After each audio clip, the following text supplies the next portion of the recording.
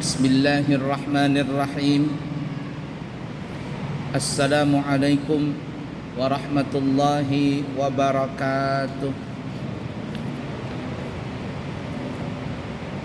Alhamdulillahi rabbil alamin. Allahumma fasalli wa sallim ala sayyidina wa nabiyyina wa maulana Muhammadin wa ala alihi wa sahbihi ajma'in, amma ba'du. Kembali kita melanjutkan pelajaran kita di dalam kitab Qisasul Anbiya, cerita para nabi dan rasul, yang dikarang oleh Al-Imam Ibnu Katsir rahimahullahu ta'ala, wa nafa'na bihi wa bi'ulumihi fid din wa dunya wal akhirah, amin.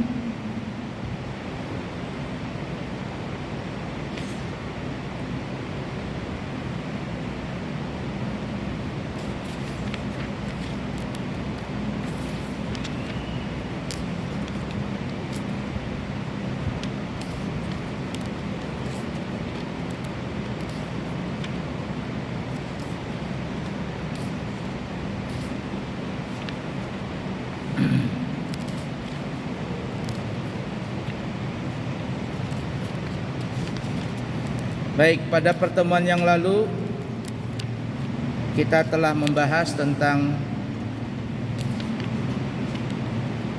9 daripada mukjizat Nabi Musa alaihi salatu wassalam.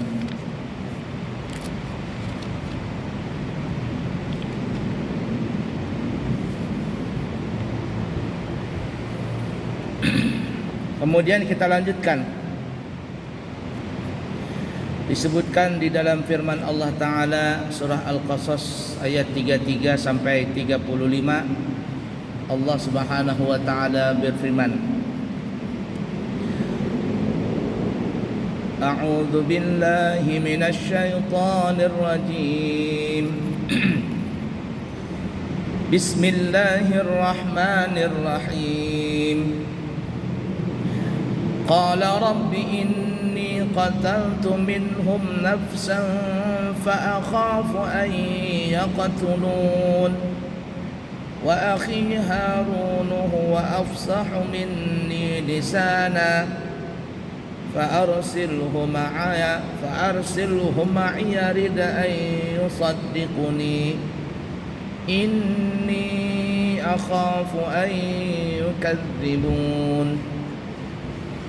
قال سنشد عضدك بأخيك ونجعل لكما سلطانا فلا يصلون إليكما بآياتنا أنتما ومن اتبعكما الغالبون.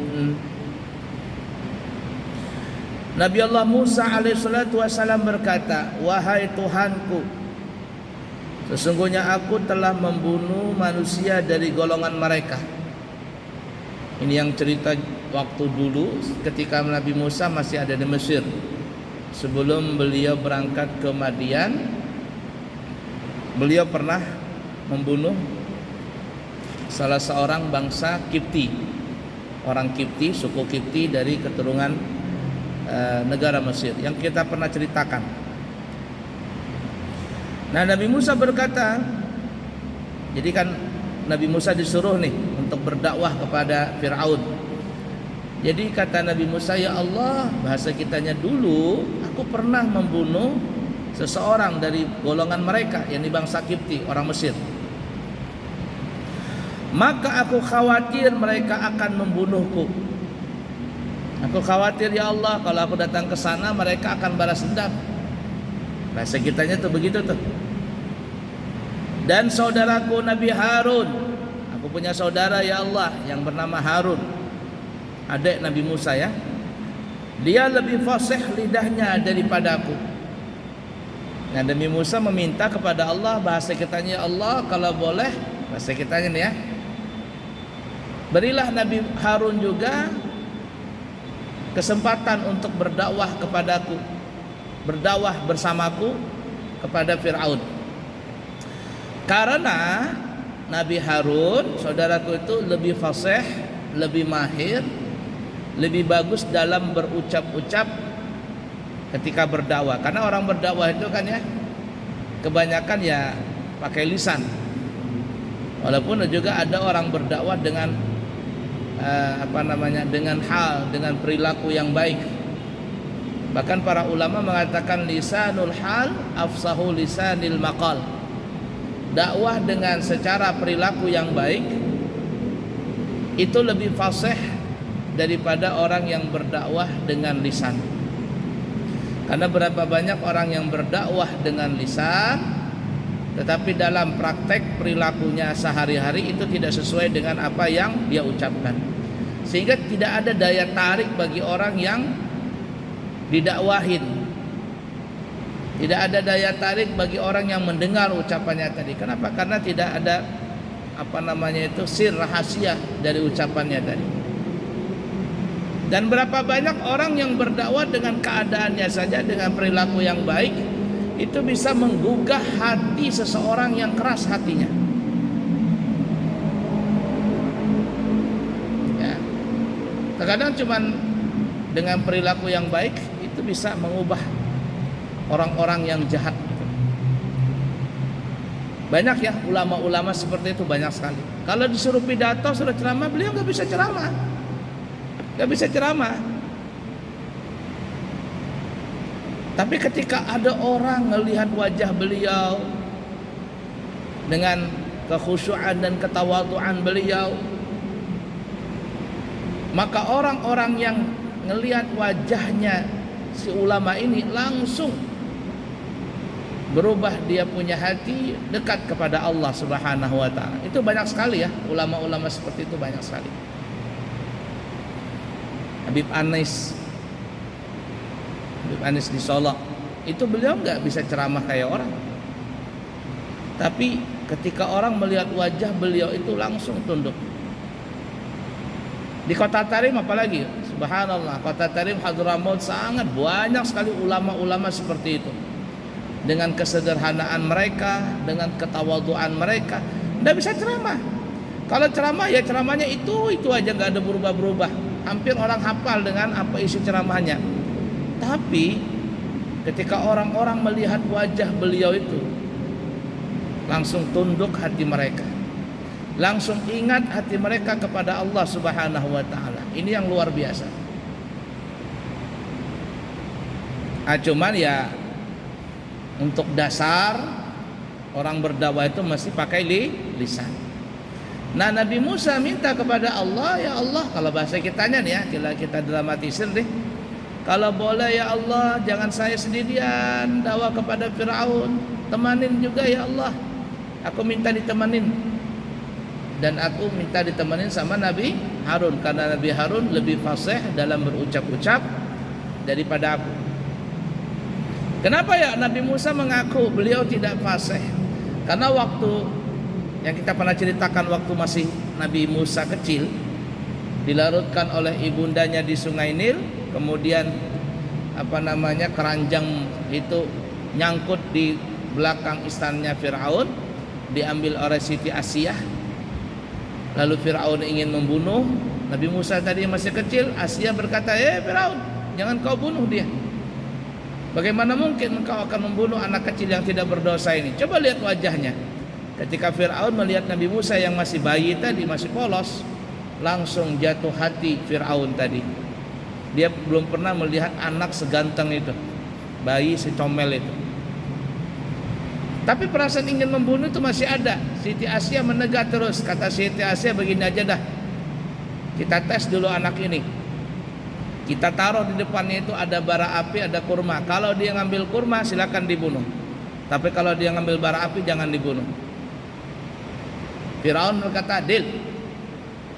Nah, ketika itu Nabi Musa masih bayi, dihadapkan di depannya itu ada dua pilihan, kurma dan bara api. Al-Kisah dikatakan Nabi Musa kepingin mengambil kurma.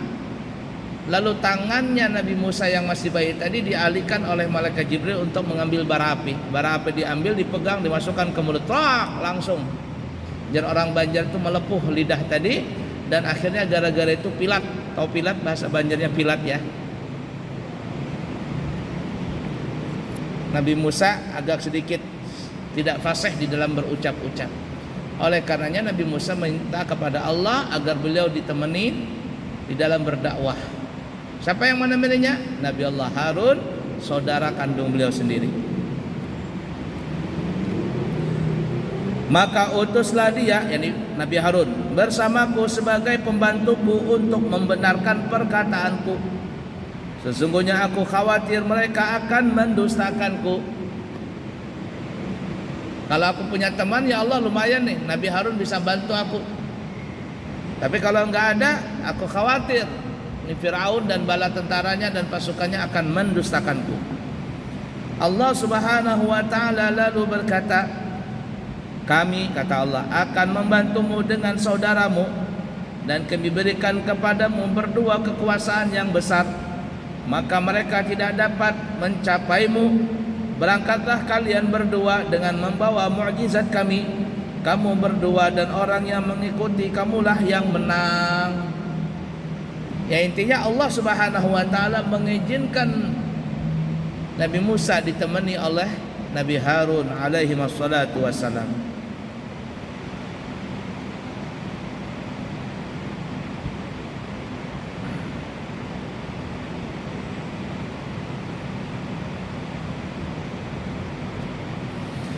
Di dalam surat Thaha ayat 24 sampai 28,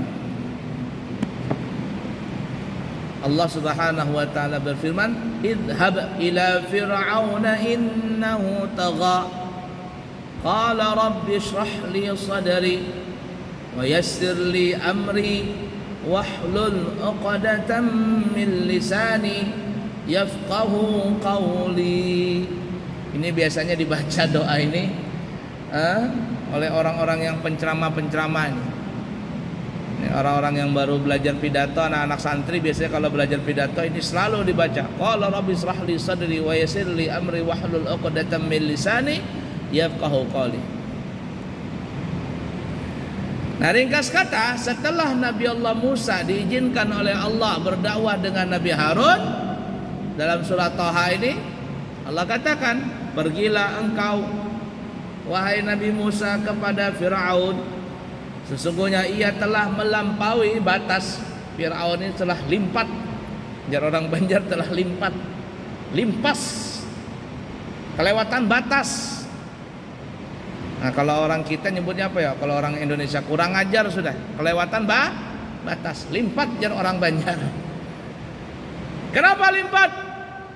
Dia bukan lagi mengaku jadi wali, bukan lagi mengaku jadi nabi, bukan lagi mengaku jadi rasul, bukan lagi mengaku malaikat, tapi apa? Mengaku jadi Tuhan. Limpat. Innahu tagha. Sungguh melampaui batas si Firaun ini. Lalu berkata Nabi Musa, "Ya Tuhanku, lapangkanlah untukku dadaku ini. Aku punya dadanya lapang." Artinya kalau orang berdakwah ini ya, itu kalau nggak sabar-sabar, nggak tahan cobaan, nggak tahan mental, sakit hati.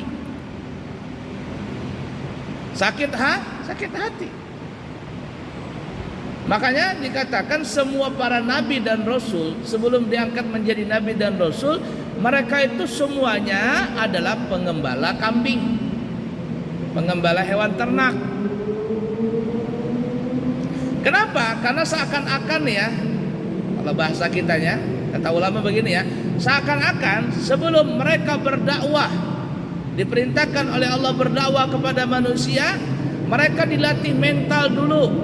Mental mereka dilatih oleh Allah dengan apa? Menghadapi binatang-binatang ternak, ya kambing lah, ya onta, ya lah sapi lah. Dan para ahli mengatakan binatang yang paling susah dipelihara itu kambing. Makanya lihat saja orang-orang banyak lebih melihara sapi daripada kambing. Orang banyak melihara sapi daripada kambing. Karena ribet kambing itu. Para nabi melatih mental. Sebelum menghadapi manusia, mereka menghadapi binatang ternak, terutama kambing itu. susah kambing dipelihara. Latih mental. Makanya Nabi Musa minta, qala rabbi shrahli sadri, ya Allah bukakanlah, lapangkanlah dadaku ini. Legowo menghadapi umat yang bermacam-macam itu. Nah begitu juga di pesantren. Di pesantren itu bukan hanya belajar kitab, bukan hanya belajar ilmu-ilmu yang ada di kitab ini, kitab A, B, C dan seterusnya, tetapi melatih mental. Di pesantren belajar mandiri, nyuci, makan, minum serba sendiri. Bahkan kalau tahun 90-an tuh orang pesantren, tahun 80-an kalau mau pesantren apa? Masak sendiri. Nggak ada kompor gas, zaman dulu nggak ada. Kompor apa? Kompor minyak tanah. Minyak tanah habis pakai apa? Pakai kayu. Melatat itu panci tadi. Melatih mental.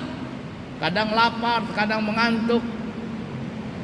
Ada teman yang nakal, membuli. Biar kanakan zaman sekarang membuli, ganggu kita, ngejek-ngejekin kita, tahan nggak?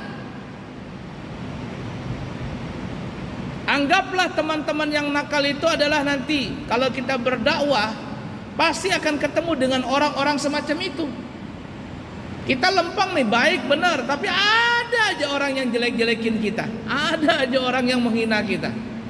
Sabar nggak itu? Tahan nggak kita itu? Kalau di pesantren ketemu teman yang bandel, ketemu teman yang suka membuli, nangis, cengeng, berhenti. Ini nggak jadi nih, nggak bisa jadi ulama, nggak bisa jadi ulama. Karena nanti ulama pasti ketemu dengan orang-orang semacam itu nanti di hadapan ketika berdakwah nanti. Ada yang nakal, ada yang baik, ada yang macam-macam. Pesantren itu melatih mental dulu. Bikin salah, tidak apa-apa, disangsi sama guru, biasa. Jangan merajuk, jangan ngambek, taat dengan guru. Makanya orang Bahari mengatakan kalau orang itu nak belajar jadi santri, maka dia mesti seperti orang mati. Tidak ada punya kehendak di dalam dirinya. Kehendak gurunya itulah yang diutamakan. Melebur kehendaknya di dalam kehendak gurunya.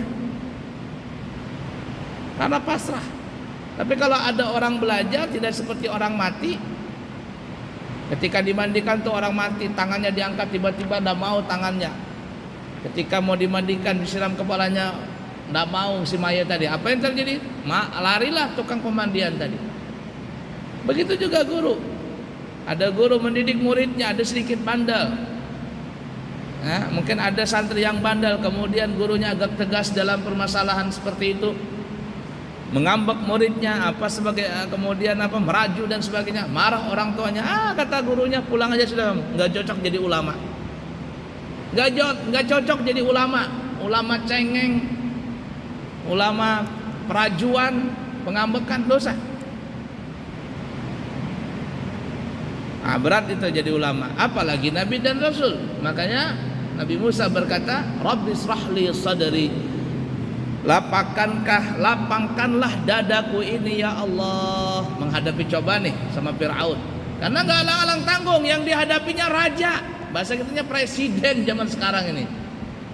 Kalau presidennya baik gak apa-apa, ini presidennya zalim. Aku jadi Tuhan. Wa yassir li amri, dan juga mudahkanlah segala urusanku ya Allah. Saya punya urusan nih dalam berdakwah nih. Mudahkan ya Allah. Ada yang bantu saya, baik moral atau material. Karena kalau orang berdakwah nggak ada dananya repot juga. Orang berdakwah tuh nggak ada dana repot. Orang berdakwah diundang, suruh ceramah ke sana, tapi nggak punya sepeda motor, dijemputin kagak, sepeda motor nggak ada, uang taksi nggak ada, bingung mau berdakwah bagaimana. Mudahkan segala urusan dalam berdakwah ini. wahlul 'uqdatam min lisani. Nah ini, dan lepaskanlah kekeluhan di dalam lidahku ini. Ya Allah, kalau lidahku ini tegelimpas bahasa kitanya nih. Tolong luruskan ucapan ini. Jangan tersalah-salah dalam berdakwah. Sadar tidak sadar, Nabi Musa mengakui bahwa lidah beliau itu tidak seperti halnya Nabi Harun, karena ya tadi akibat masa kecil dulu menelan, mengulum bara api itu. Lepaskanlah kekakuan di dalam ucapanku ini, dalam lidahku ini. Yafqahu qawli, supaya mereka mengerti perkataanku. Nah, jadi kalau seandainya tidak fasih, tidak susah berbicara, orang susah memahaminya.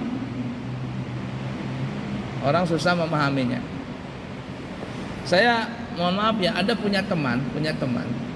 Itu pintar, teman saya itu pintar. Sangat pintar. Tapi kalau dia berbicara itu susah. Saya pernah waktu itu ngambil mutalaah dengan beliau. Jadi kata saya, ini apa maksudnya ini? Blab blab blab blab blab blab blab blab blab blab. Nggak bisa ngomong beliau karena gagap. Up.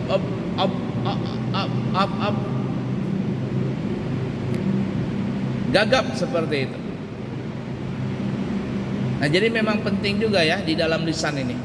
Tapi subhanallah ya, orang-orang yang seperti itu terkadang mereka berdakwah walaupun lisannya tidak fasih, walaupun mereka itu tidak pandai berbicara, apalagi ceramah, apalagi melucu. Nah, kayak ustadz zaman sekarang kan ceramahnya banyak melucu.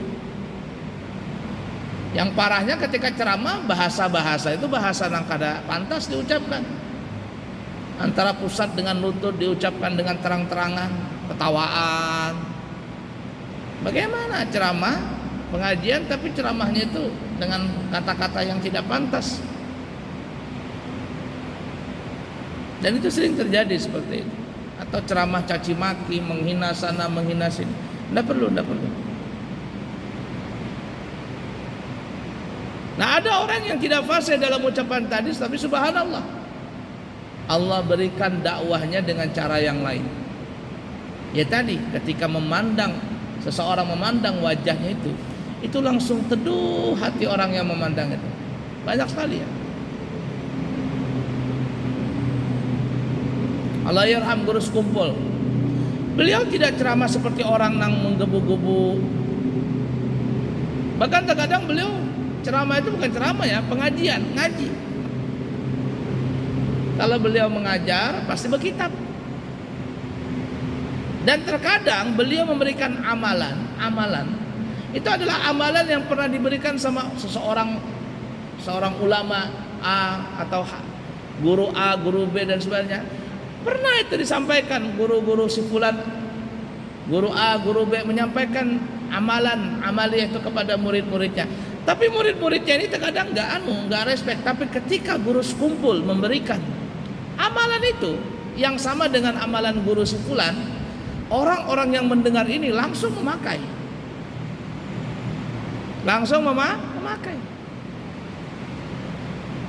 Itu kehebatan orang-orang seperti itu, terkadang dengan perilakunya itu yang lebih dahsyat daripada ucapannya.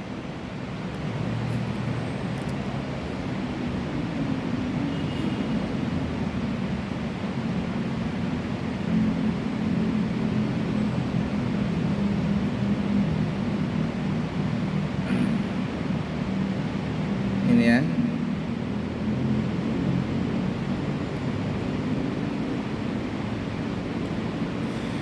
Al-Imam Hasanul Basri berkata, sesungguhnya para nabi dan rasul itu hanya meminta menurut kadar keperluannya.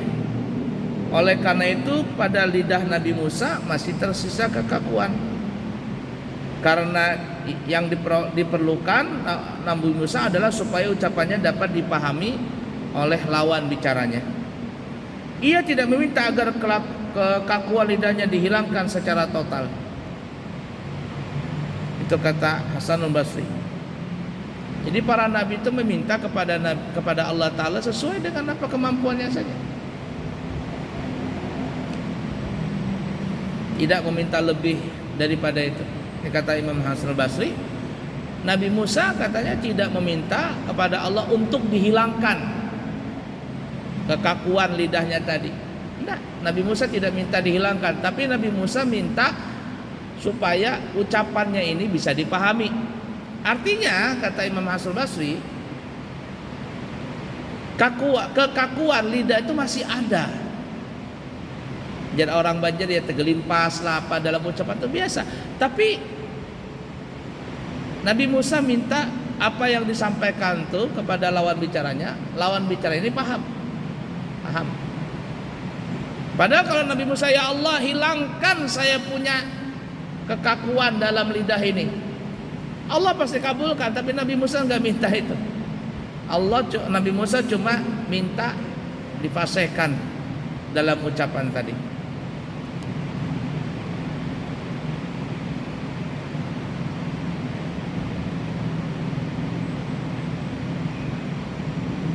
Nah, oleh karenanya dengan nada menghina dan mencaci Nabi Musa, Firaun berkata, sebutkan dalam surah Az-Zukhruf ayat 52. Nah, di sini mengatakan dinyatakan bahwa Nabi Musa itu tetap saja ketika berbicara masih kaku. Apa kata Firaun? Am ana khairum min hadzal ladzi wa mahinu wa la yakadu yubin? Bukankah aku lebih baik dari orang yang hina ini dan yang hampir tidak dapat menjelaskan perkataannya? Jadi ketika Nabi Musa bertatapan dengan Firaun, Nabi Musa menyampaikan dakwanya, Firaun sebenarnya paham, tapi dia menghina. Apa kata Firaun? Bukankah aku lebih baik daripada orang ini, Nabi Musa? Ini orang, ini Nabi Musa, dia masih ada kekakuan di dalam penjelasannya. Artinya kata Hasan al-Basri, Nabi Musa ini meminta bukan dihilangkan daripada kekakuan ucapannya tadi, tapi minta dipahamkan ucapannya itu bagi orang yang mendengarnya. Jadi ketika Nabi Musa berucap-ucap walaupun kaku, yang penting orang paham gitu loh. Karena Nabi Musa mintanya di situ saja.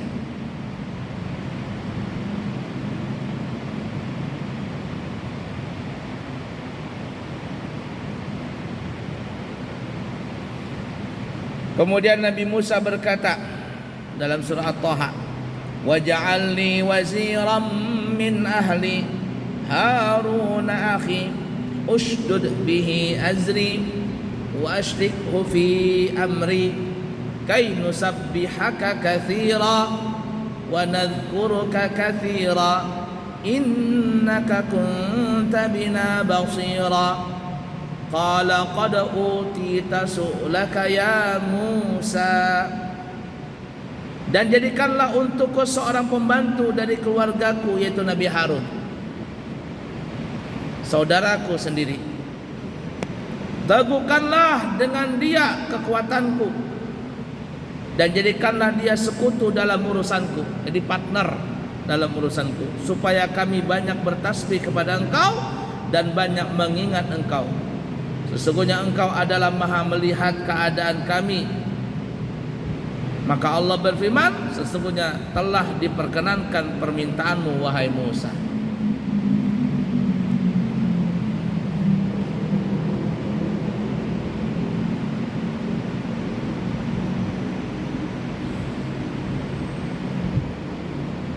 Dalam surah Ahzab, Al-Ahzab ayat 69, Allah berfirman, Ya ayyuhalladzina amanu la takunu kalladzina adaw Musa fabarra'ahu Allahu mimma qalu wa kana 'indallahi wajiha.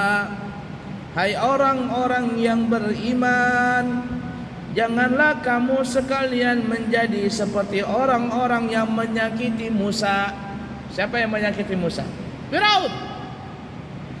Allah bilang kepada orang beriman, orang beriman, jangan mengikuti, jangan seperti orang-orang yang menyakiti Nabi Musa.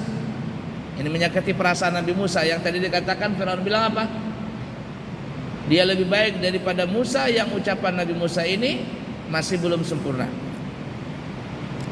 Maka Allah membersihkannya dari tuduhan-tuduhan yang mereka katakan, dan adalah dia seorang yang mempunyai kedudukan yang terhormat di sisi Allah. Siapa itu? Yaitu Nabi Musa tadi. Wa wahabna lahu min rahmatina akhahu Harun nabiyya. Surah Maryam ayat 53. Dan kami telah menganugerahkan kepadanya sebagai rahmat kami, yaitu saudaranya yang bernama Nabi Harun, yang dia pun juga menjadi seorang nabi. Jadi Nabi Harun juga seorang nabi, bahkan seorang rasul. Ummul Mukminin Siti Aisyah pernah mendengar seseorang berkata kepada beberapa orang yang sedang melakukan perjalanan haji, Siapakah seorang saudara yang memberikan kepercayaan terhadap saudaranya? Mereka semua terdiam. Lalu Siti Aisyah berkata kepada orang-orang yang ada di sekitarnya, yaitu Musa bin Imran, ketika memberikan syafaat kepada saudaranya Harun, lalu Allah memberikan wahyu kepadanya. Allah Subhanahu wa taala berfirman, dan kami telah menganugerahkan kepadanya, ini Nabi Musa, sebagai rahmat kami, yaitu saudaranya yang bernama Harun menjadi seorang nabi.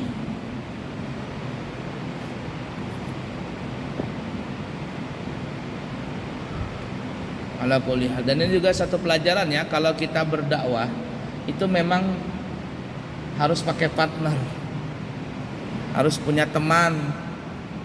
Kalau terjadi apa-apa kita bisa saling membantu. Jangan kita berdakwah sendiri saja. Al-Habib Umar itu kalau berdakwah selalu bersama-sama. Ya, ada 1-2 orang di bawah beliau.